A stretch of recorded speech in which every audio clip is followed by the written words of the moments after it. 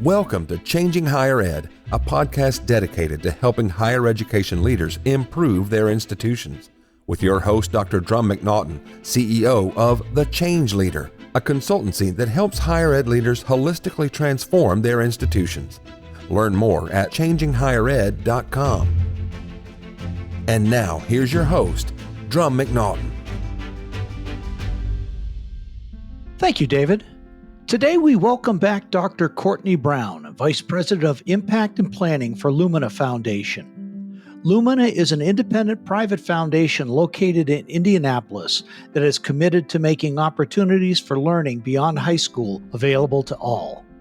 As Lumina's Chief Data and Research Officer, Courtney oversees the foundation's efforts in the areas of strategic planning, learning, impact, and effectiveness. She also leads their international engagement practice as well.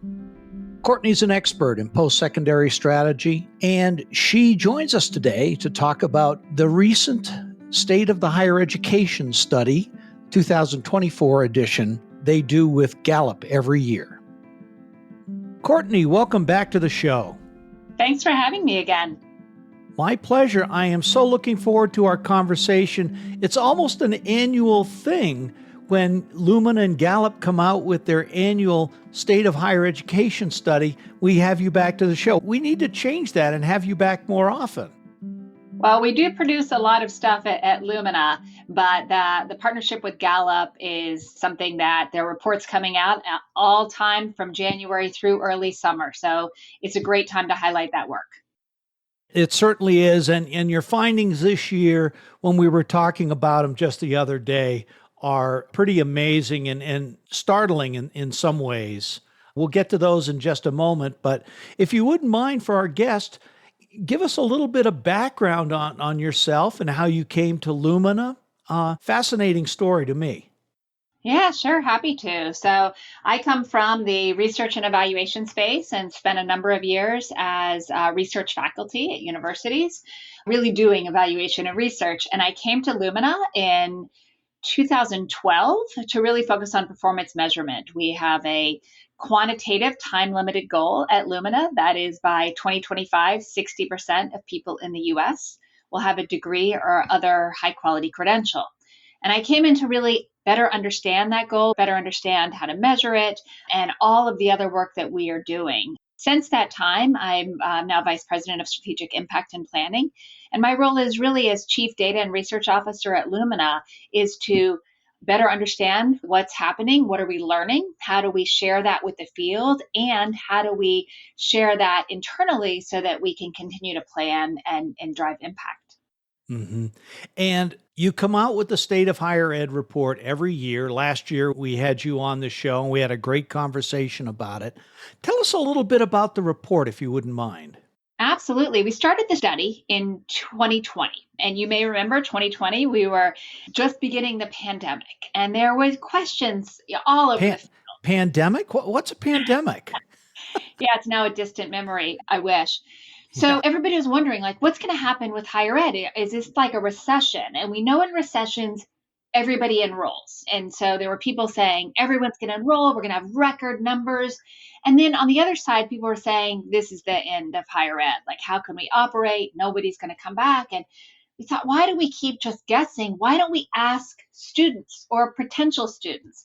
And so we launched this study in the fall of 2000 and reached out to current students, people who have never touched higher ed, and people who had been enrolled in higher ed but stopped out along the way at some point. So that's really when this study began.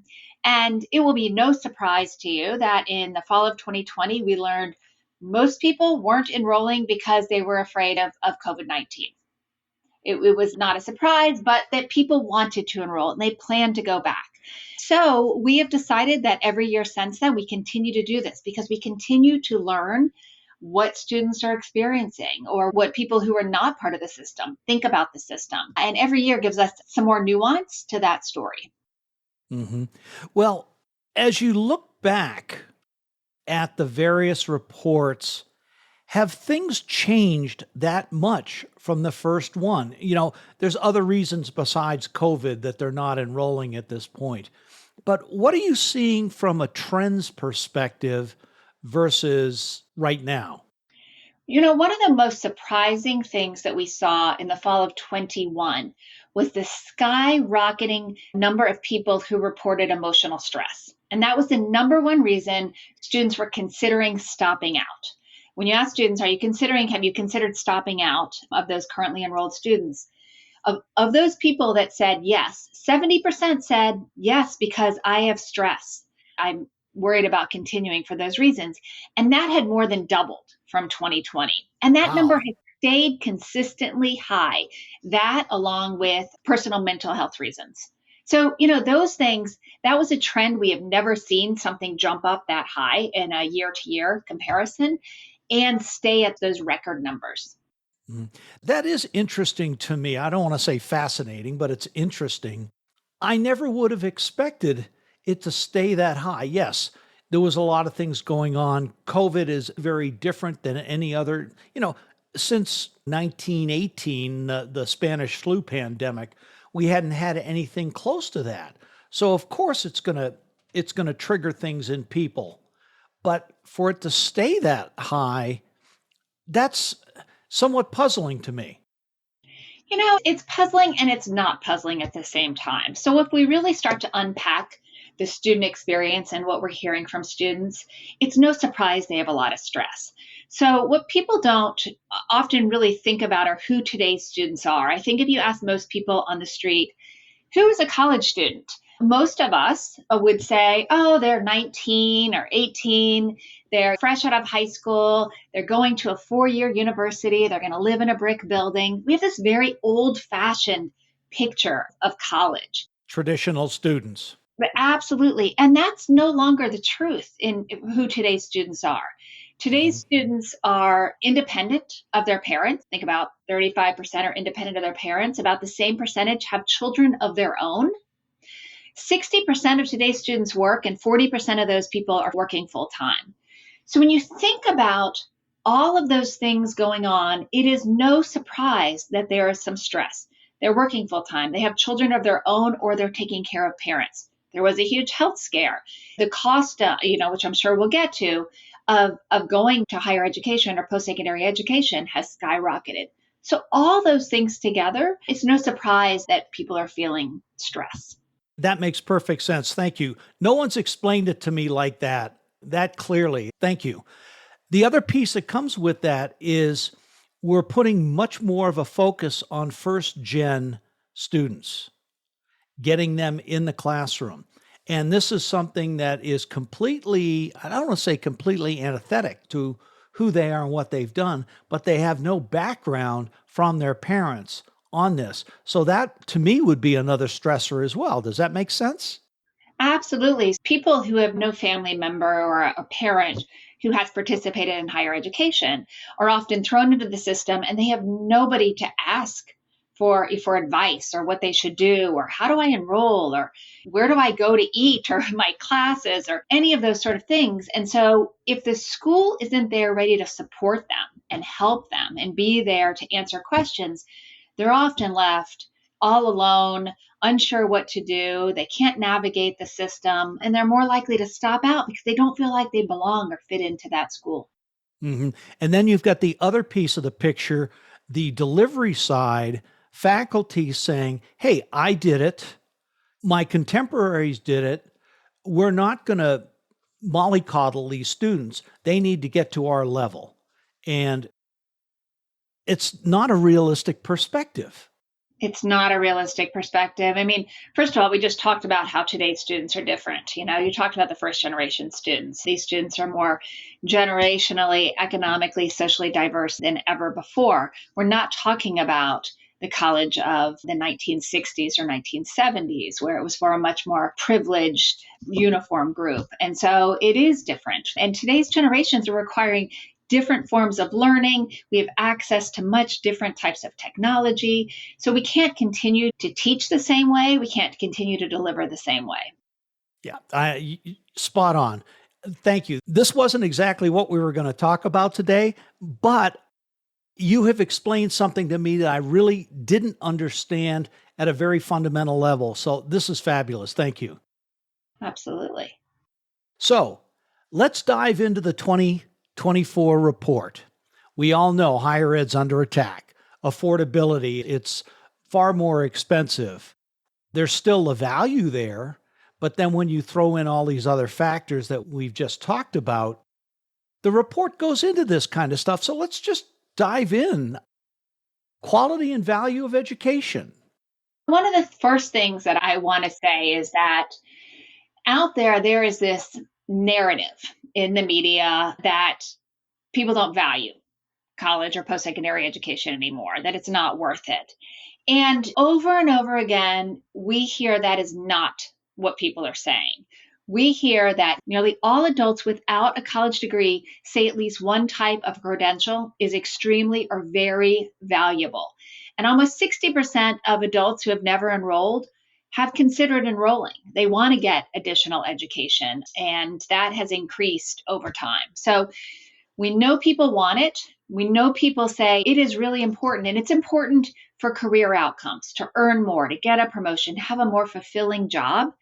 They know they need some form of post-secondary education to get that. Mm-hmm. You mentioned a percentage that people find value in it. What is that percentage? Well, what I said was 59%. Let me say this 59% of people who have never enrolled have considered enrolling in the past 2 years. So Okay. that's almost 60% of people have considered enrolling. And almost all adults say that a degree or some form of post-secondary education is extremely or very valuable. I have heard the same things as well. That 60% or 59% is huge, and that is an untapped market for higher education. We in higher education just have to figure out how to make it to where, one, it's affordable. And when I say affordable, I mean from a cost perspective as well as a time perspective. We have to make it to where it's convenient for people to come to school. Yeah, there's going to be giving up. But you said what, 40% of all people are working full time? Yeah, 60% work, 40% work full time. And that's not sustainable. It's no wonder there's so much stress out there. Absolutely. So the other piece with that, people look at it as important, credentials. And I know HLC has got an initiative right now to talk about how credentials could be accredited and used. Georgetown's Center for Education and the Workforce, they're looking at the alignment between credentials and the workforce. This workforce alignment was another theme that came up in your study. Absolutely. I mean, people know that they need some form of post-secondary education for a better job. So they know that they need a credential of value, a credential that they can get and it has value in the workforce. So we need to do a much better job of aligning what the workforce needs, not just today, but more importantly for tomorrow, and what higher education, post-secondary education is delivering. Because people aren't going to get some sort of credential just for the fun of it. With all those other priorities that we talked about that people have, they want some value out of it. And so the first thing we have to do is make sure that it does have value in the workforce. Mm-hmm. I remember years ago when I was going back for a graduate degree and talking with folks, they said there's 3 reasons you go for a graduate degree. One is to get a pay raise, to get a better job, or to get a promotion. That goes for undergraduate or graduate. The challenge being is that people are so busy, and how do they take time out of their lives to go back for this degree? Yeah. I mean, you're absolutely right. So we found in our study that 84% of current or prospective students cite at least one of those employment factors that you just mentioned: earning a raise, promotion, more fulfilling role. That's why they're enrolled or considering enrolling. So you're dead on. That's still very current data. But you're right. The problem is they have all of these other priorities. They have to work, they have to get food on the table for their children or their family or themselves. They need to be able to have transportation to get places. So oftentimes, post secondary education goes to the background. It's something they want to get to, but they just don't have the time or the money to be able to get it done. Mm-hmm. The other piece with that alignment is pretty much every university that I know and all your accreditors say that faculty control the curriculum. That is their expertise. They should be developing it, etc.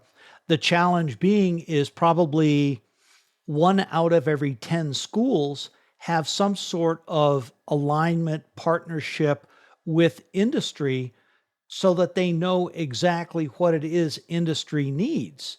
Now, if you're not asking industry what they need from graduates, then you're stuck with, I don't want to say stuck, but curriculum gets put into the bucket of this is where my research is, so this is where I want the curriculum to go versus what's really helpful for students. You're right. That is one of the difficulties we face. But there are a lot of schools out there that aren't only focused with faculty with research agendas. There are a lot of schools, there are community colleges, there are regional colleges and universities, smaller colleges that are really focused on their students. And I want to give credit to colleges because they are trying to reach out to employers. They are trying to do this alignment. Sometimes it works, sometimes it doesn't work at all. But part of this is students need to be asking a lot of questions. They are the consumer. They are entitled to ask the questions and put their resources to a place that is going to deliver for them. So what is it that they're hoping to get out of this? And make sure that that institution can actually deliver those type of credentials and ask questions like, what is somebody like me? What are their outcomes? And ask the college for data and research on that. And the colleges need to be doing a much better job of providing that information to their consumers, the students and the future students. Yeah. And from a high school perspective, there really aren't enough guidance counselors to be able to direct the students, especially first gen. They just don't have the experience of asking these kind of questions.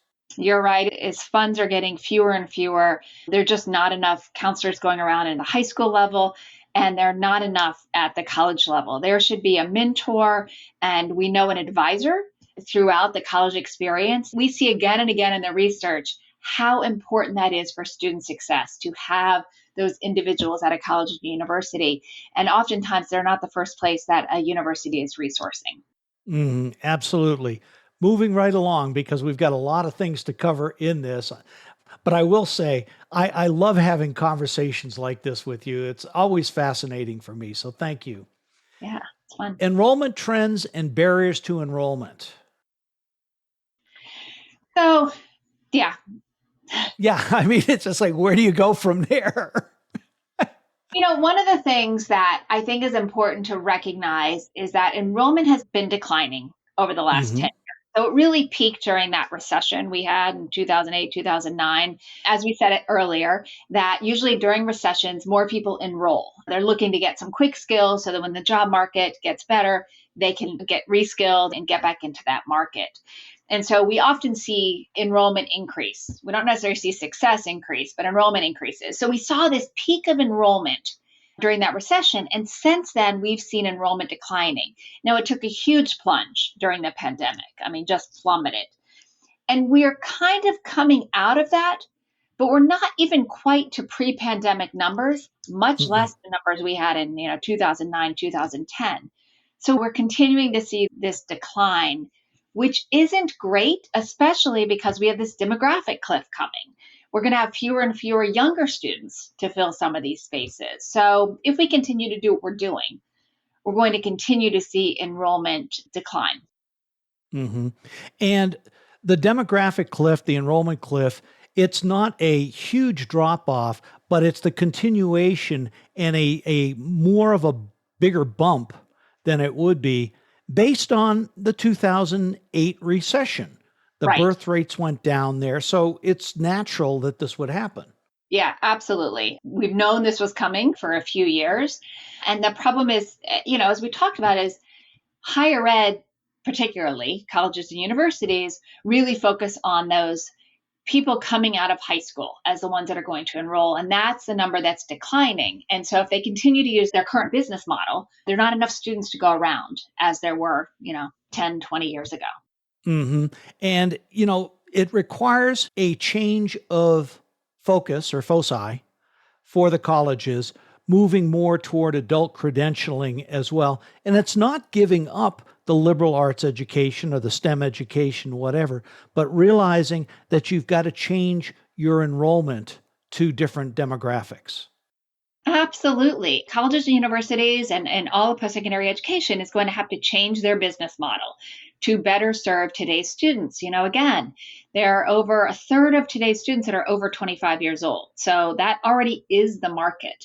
These are people that don't have credentials, that want a degree or a certificate or certification. And so they're going to have to think about how they can educate these students. They're also going to have to think about how do we continue to reskill and upskill people and have much more of a lifelong learning approach. I don't know if that's the right term anymore, but the days that probably we had where you finish all your education and you have a lifetime of a career are pretty much over. People are going to have to continue to earn and learn throughout their lifetimes. Yeah, that's a typical Arizona state model. Michael Crow typically said, putting on my sales hat, why do we sell them once when we can provide lifelong education to them regardless of where they are? Absolutely. We need more people that are continuing to come in and out of these post-secondary learning Mhm. opportunities. We also, I think, need to do some work with policies in higher education. One of the things that has tried to get through Congress but hasn't successfully is short-term Pell. Right. We know we need people with certificates and certifications to fill our labor market. And so, how do we make sure that those people have the funding they need in order to pursue those? And so, yes, Mhm. that's one area that we need to focus on. Mhm. Other policies? There are a lot of policies. When we think about today's students again, we have so many policies and incentives for 18-year-olds, a lot of scholarships, different money and things, and very little focus on the adult students or students who may need some more help so that they can get to the finish line. So, really having policymakers focus on today's students rather than this old model of thinking would help open up policies so that higher education is more accessible to many more people. You know, this is somewhat of a flippant remark, but there's some truth in it. Is if the people at the education department weren't as old as they are, maybe they would have a different perspective on younger students. I don't know. I just toss it out there.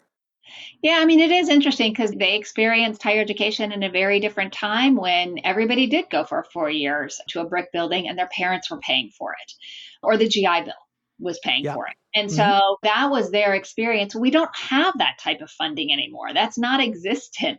And parents aren't able to pay for higher education anymore. So we do need to flip that. And, you talked about short term Pell. I mean, the regular Pell is not sufficient for today's costs. No. Which brings us to barriers for enrollment and cost being a significant barrier. It happens across the spectrum, but it's especially problematic for Black and Hispanic adults. They cite as the primary reason for their not enrolling cost. Yeah, it's not surprising. But cost is the number one reason why people are not enrolling in the first place and why they can't stay enrolled. The cost is just skyrocketing and they don't know how to overcome it. One of the problems is perception of cost. Again, there's a narrative out there because one college, their tuition is now over $100,000 a year. So, I've heard probably about this one college 20 times in the past few months. So I hear that now college is over $100,000 a year. And that's just because we're perpetuating this one story from one small college. The reality is that public schools, public 4-year and 2-year, are much more affordable than that. And most people aren't aware of that. It's still a tough barrier for so many, but we need to make sure we better educate people about what that cost is, what the true cost is, and then what types of supports they may get. It's still like to bridge that gap between what the real cost is going to be and the sticker price is still going to be too high for many. So we have to get that cost down. But fixing this perception would help. You're absolutely right with that. It is a perception for the most part. Many colleges are going to having what the actual price is after scholarships, et cetera, on their websites, but I don't think there are quite enough. They are not. And it's really hard to understand. I mean, personally, I'll just say that I have 4 children. They all went to college, 3 of them at the same university. And I never understood what I was paying. And it was never the same for any one of them. So it's just a confusing, and I have some knowledge about higher education and Really? figuring out how much it was going to cost every semester. It was a different cost and it made no sense to me. 3 children, same university, same college within that university, and the price was never the same. Unbelievable. And you've got a PhD. I have a PhD. I can't figure it out. And it's my area. And it's still really hard to figure out. hmm Well, there's not only the cost, but there's, the outside work, which we touched on already, dependence. It used to be from a dependence perspective, it was maybe the parents, maybe the kids. Now, frequently, it's both. Yeah, absolutely. It's getting hard. I mean, we have heard that well over half of all people of those never enrolled or previously enrolled says cost is really important. And the other thing that we found, which is I think is really interesting, sad, is 71% of currently or previously enrolled US adults who have taken out loans report that they have delayed a life activity because of these loans. hmm 71%. I mean, that could be buying a home, purchasing a car, having children, or even returning to school to finish their degree.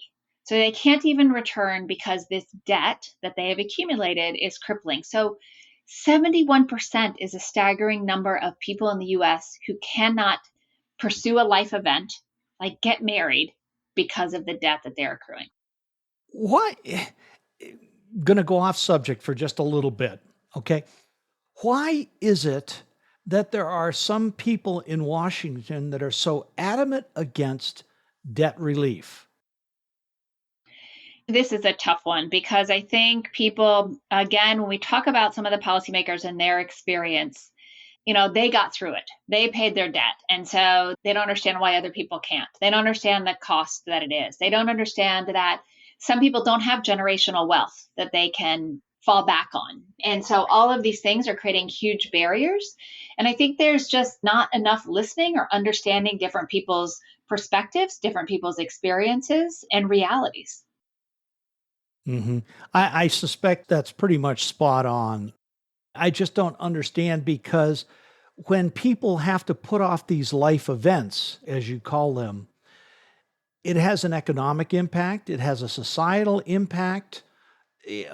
There's major impacts to all of this.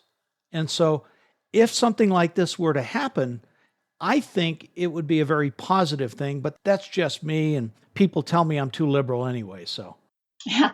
Well, I mean, the reality is so Lumina in 2008 set a goal for the nation that by 2025, 60% of people will have a credential. It wasn't just because that would be fun if people have credentials or more people would have paper to hang up on their walls. The goal was set because the nation needs more skilled workers, more people with these credentials in order to have an economically competitive nation on this global market. And so that was part of the reason for setting this goal. So you're absolutely right that if we don't think about these things and the impact they have, not just on individuals, but on our communities and our nation, then we're missing the point. yeah, I spot on. Which brings us to students stopping out. I mean, there's other barriers. We talked a bit about mental health and emotional stress, and the report is critical to that. And we'll get into state policies in just a little bit because that is also impacting enrollment. But one of the things that really got my jaw dropped, for lack of a better way of saying it, was last year there were 40.4 million students who had stopped out. Now it's 41.9. In 1 year, 1.5 million students have stopped out. That's unbelievable. Yeah. So, yes. So, a couple things. I mean, first of all, there's some data concerns with some of it. So, it may not be exactly 1.5 million more, but yes, the number is now 41.9 million. 41.9 million. Like, if you talk about something that keeps me up at night, it is the fact that almost 42 million adults over 18 have started college and for whatever reason had to stop out. We talked about all those barriers, all the stress they're facing. So, it's not surprising, but wow, what a loss of potential for those individuals, our communities, and our country. And what scares me even more on that is that of currently enrolled students, 64% have considered stopping out in the last 6 months. Mm-hmm. So more than half of the currently enrolled students are considering stopping out. So, the system is wrong. We have to fix this, that we are not getting students to success. We talked a little bit about the enrollment cliff. The enrollment numbers are going down. We have more people that are stopping out. This isn't working for anybody. No, it isn't. And it's like you say, we've got to change the model. We have to change what our priorities are. Yes, costs have gone up. And in some respects, that's understandable. When you have to provide mental health services, when you have to provide social services, et cetera. Yes. Does it need to go up as much as it has? I would argue probably not. But we've got to be able to provide for these students who are different coming in the door, first gen students, people who have dropped out, coming back, et cetera. We've got to help them. We can't solve the problems for them, but we have to help them to solutions so that they can finish their degrees and reap the benefits of this major investment that they've put from a cost and from a time perspective. Yeah, I think you're absolutely right. Higher ed is doing good things. We know that people that have a degree have a better life. They get better jobs. They're more likely to be healthy. They're more likely to participate in their local communities and bigger. They're more likely to contribute to nonprofits, whether they're volunteering or monetary donations. They're happier. They feel more fulfilled in their jobs. All of these things happen. So we know it's good for the individual and for our communities.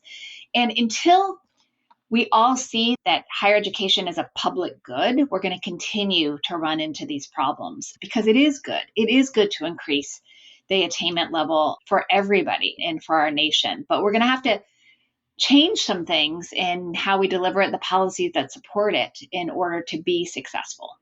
Mm-hmm. And one of the things we've chatted about was eliminating systemic barriers, policies, public perceptions, all of those kind of things. I think those are critical things that have to be done to make it, I don't want to say easier for somebody to get a degree, but to make it to where it's more attainable. Right. I mean, you think about you can think about big policies. We talked about Pell and other sort of things, big federal policies, but there are also smaller policies that sometimes you don't even think of, like policies that all first year students have to live in the dorm. That's a policy for some universities, not all. So some universities say if you're a first year student, you have to live in the dorm. Well, what happens to that student who has a child who can't live in the dorm? Or what happens to that student who's a first year student and is 45 and is working and children or is taking care of their adult parents? So it doesn't work for everybody when you think about some of these policies at the institution level that we need to really pay attention to. And then there are the big federal policies we need to work on. Mm-hmm. And there's the state policies too, which are impacting enrollment. Many more Gen Z. It's like banning discussing divisive issues. Seriously? Affirmative action, guns on campus, reproductive rights, all of these things are affecting enrollment. The study that we did in the fall is we asked people, both prospective and current students, or actually maybe it was just prospective students, we asked them, given these policies, how do they impact? Would they impact you? And we asked gun policies, so policies carrying guns on campus, reproductive rights, divisive issues, and about affirmative action. And we asked these, a lot of people said, yes, absolutely, those policies would impact my decision. So then we said, okay, how would they impact your decision? And what we learned is that across age groups, gender, race, ethnicity, and political affiliation, people are more likely to say that they prefer to attend a college in a state that has less restrictive reproductive rights, more restrictive gun control, and less restrictive policies on divisive issues. Across all of those, again, even across political affiliation. And we haven't seen the numbers yet because some of these policies are pretty new, whether that has impacted enrollment. But when states and institutions within those states are seeing these declining enrollment, it's another place they really need to think about. Are we a welcoming place? Are we providing a place where our students feel safe, where we're supporting them, and we can get them to the finish line? And these policies are going to impact that. Mm-hmm. Absolutely. I did a podcast with a gentleman from AAUP focused on Florida. And what I heard from that was pretty concerning. And what's happened with their enrollments, in-state continues to be the same, but trying to bring in quality faculty members, they can't do it.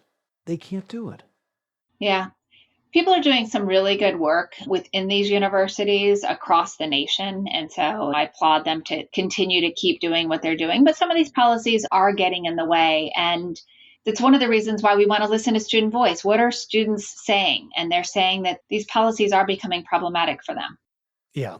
And so systemic barriers, a strong call for policies that increase access to education, reduce costs, and address the systemic barriers faced by underrepresented groups. Absolutely. Well, as always, this has been a fascinating conversation. I wish we could get into, so what do we do?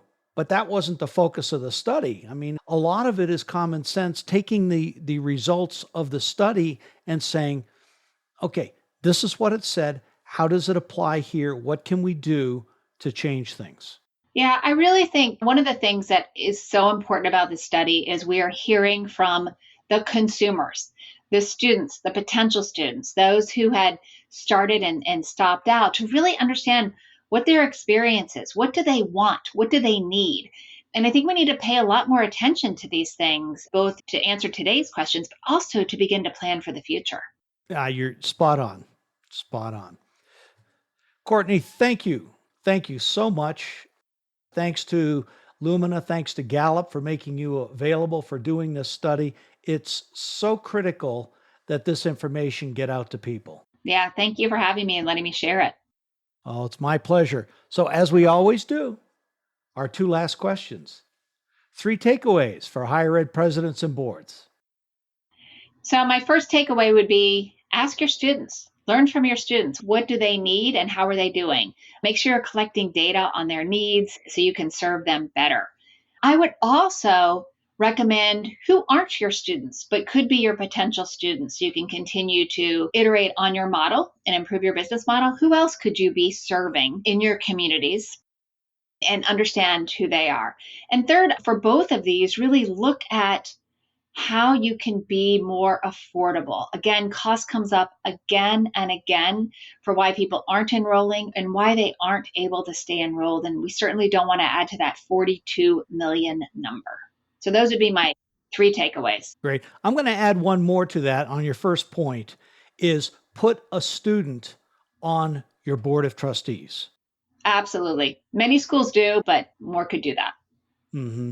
If you really want to hear how a student thinks, put him or her on the board, give them a vote. Yeah, and some non-traditional students. So don't always pick the 19-year-old superstar. Exactly. Or you're head of the student association, because they are going to be a superstar. Absolutely. So what's next for you? What's next for Lumina? So as I've mentioned a couple of times, Lumina has this 2025 goal. And as you may know, 2025 is right around the corner. And so Lumina is really thinking about what's next and what does the nation need? The 2025 goal was what the nation needed. That's why we set that. So we're really examining what does the nation need next? This is not about Lumina's goal. It is really about the nation's goal. And, attainment continues to be important, but we've really got to think about what else does the nation need? Attainment is no longer sufficient. We talked a lot about value and workforce alignment and what is the purpose of education? What's it for? And so Lumina's unpacking all that, and we hope to focus on our next goal beyond 2025. Well, I look forward to seeing what that next goal is going to be and doing my part to help you attain it. Thank you so much. And thank you so much for having me again. Oh, it's my pleasure, Courtney. We always have a great conversation. You're welcome back anytime. Thank you. Thanks for listening today, and a special thank you to our guest, Dr. Courtney Brown, and for her sharing with us Lumina and Gallup's 2024 State of the Higher Education Study. Courtney, as always, it was fascinating. I look forward to the next time you can join us on the podcast. Tune in for our next podcast when we welcome Madeline Pumariega back to the show. As you know, Madeline is the president of Miami-Dade College, and one of their key initiatives is creating programs that focus on educating students on AI. We can't run away from AI, and Madeline will be telling us how they have embraced it at MDC and the benefits that it's had to the college and its students who are now learning how to use AI ethically. Changing Higher Ed is a production of The Change Leader, a consultancy committed to transforming higher ed institutions. Find more information about this topic, along with show notes on this episode at changinghighered.com. If you've enjoyed this podcast, please subscribe to the show, and we would also value your honest rating and review. Email any questions, comments, or recommendations for topics or guests to podcast@changinghighered.com. Changing Higher Ed is produced and hosted by Dr. Drum McNaughton, post-production by David L. White.